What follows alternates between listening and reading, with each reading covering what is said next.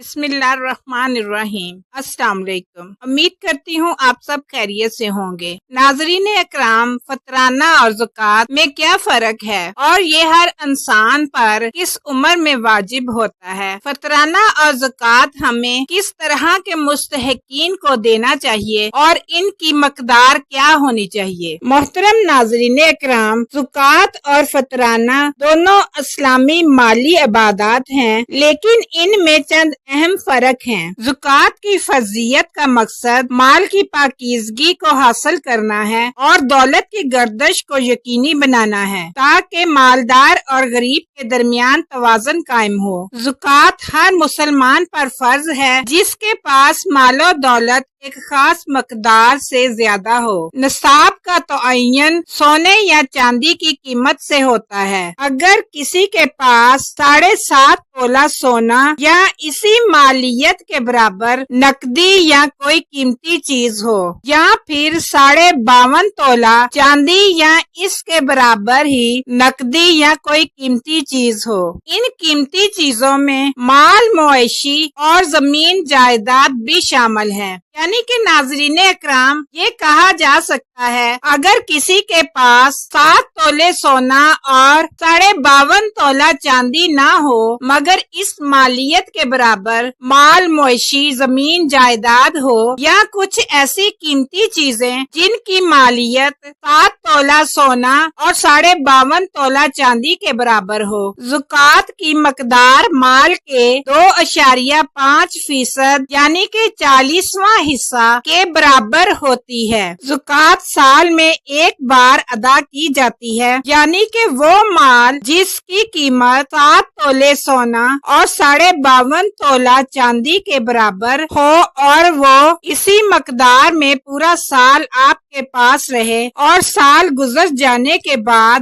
اس پر زکوٰۃ واجب ہو جاتی ہے۔ ناظرین اکرام، زکوٰۃ ان لوگوں کو دینی چاہیے جو شرعی لحاظ سے مستحق ہوں، جیسا کہ قرآن مجید میں سورۃ التوبہ کی آیت نمبر 60 میں ان 8 اقسام کا ذکر کیا گیا ہے۔ پہلے نمبر پر وہ لوگ جو انتہائی ضرورت مند ہوں اور ان کے پاس گزارے کے وسائل نہ ہوں۔ دوسرے نمبر پر وہ لوگ جن کے پاس تھوڑا بہت مال تو ہے مگر وہ ان کی بنیادی ضروریات کے لیے کافی نہ ہو۔ تیسرے نمبر پر وہ لوگ جو زکوٰۃ جمع کرتے ہیں اور جمع کرنے کے بعد اسے تقسیم کرنے کا کام کرتے ہیں، انہیں ان کی خدمات کے عوض زکوٰۃ کی اس رقم میں سے معاوضہ دیا جا سکتا ہے۔ چوتھے نمبر پر ایسے لوگ جن کے دلوں کو اسلام کی طرف مائل کرنے کے لیے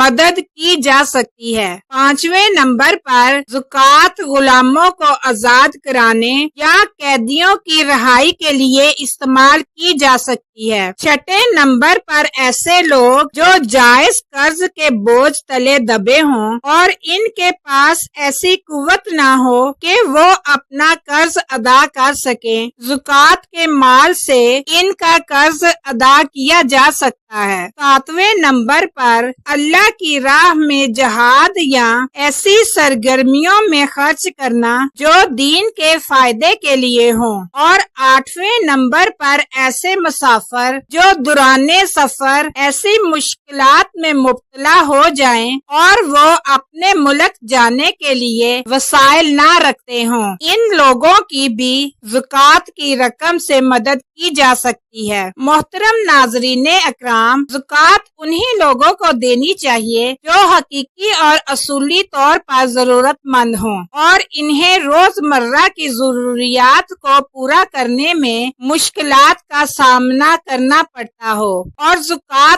ایسے لوگوں کو نہیں دی جا سکتی جو صاحب نصاب ہوں، یعنی کہ جو اپنی بنیادی ضروریات کو پورا کر سکتے सकते हो। ज़कात अपने करीब तरीन जरूरतमंद लोगों को देना अफजल है, यानी कि गरीब, रिश्तेदार, पड़ोसी और मुस्तहिक मुसलमान। ज़कात किसी को ज़ाती जरूरियात को पूरा करने के लिए दी जा सकती है, जैसे कि खुराक, लिबास, रहाइश और इलाज मुआवजा वगैरह। ज़कात हमेशा इस्लामी असूलों ज़वाबित के तहत देना चाहिए ताकि इसका मकसद पूरा हो और इसका फायदा असल मुस्तहिक को पहुंच सके। नाज़रीन इकराम, फतराना यानी सदका फितर रमजानुल मुबारक के रोज़ों की तकमील के बाद ईदुल फितर पर दिया जाता है ताकि रोज़ों में होने वाली कोताहियों का कफारा हो सके और गरीबों को भी ईद की खुशियों में शामिल किया जा सके। फतराना हर उस मुसलमान पर फर्ज है जिसके पास इतना माल हो जो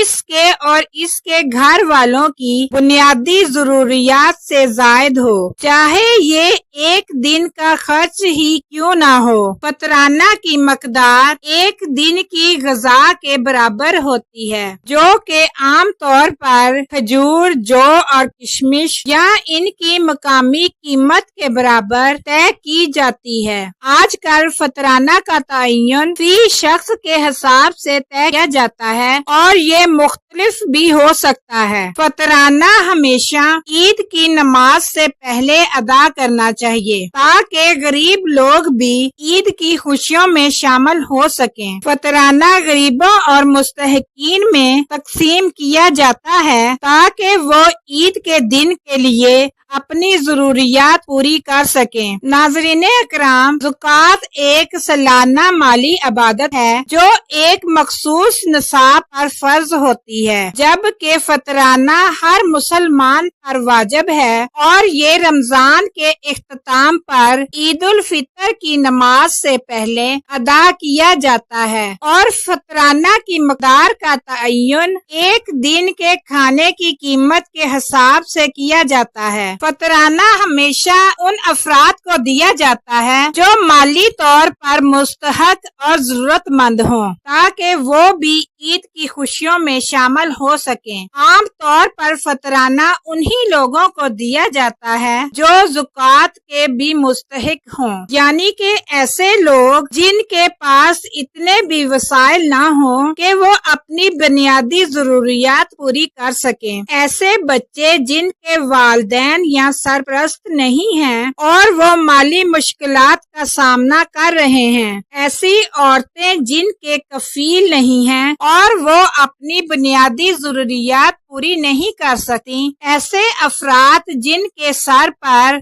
जायज कर्ज हो और वो उसे अदा करने की ताकत ना रखते हो। ऐसे मुसाफिर जो दौराने सफर मुश्किलात का सामना कर रहे हों और इन्हें ईद के लिए मदद की जरूरत हो। नाज़रीन इकराम, फतराना की तकसीम का तरीका कार कुछ इस तरह से है। फतराना किसी एक शख्स या मुतअद्दिद अफराद में भी तकसीम किया जा सकता है। बेहतर है कि फतराना ईद की नमाज से पहले अदा कर दिया जाए ताकि मुस्तहिक अफराद भी ईद की तैयारियां कर सकें। फतराना की ये रकम किसी भी जरूरतमंद को नकदी, गजा या किसी भी सूरत में दी जा सकती है जो इसके लिए फायदा मंद हो। फतराना खानदान के करीबी जरूरतमंद अफराद को दिया जा सकता है, जैसे गरीब, रिश्तेदार, पड़ोसी या जानने वाले, लेकिन इसे ऐसे अफराद को नहीं दिया जा सकता जो माली तौर पर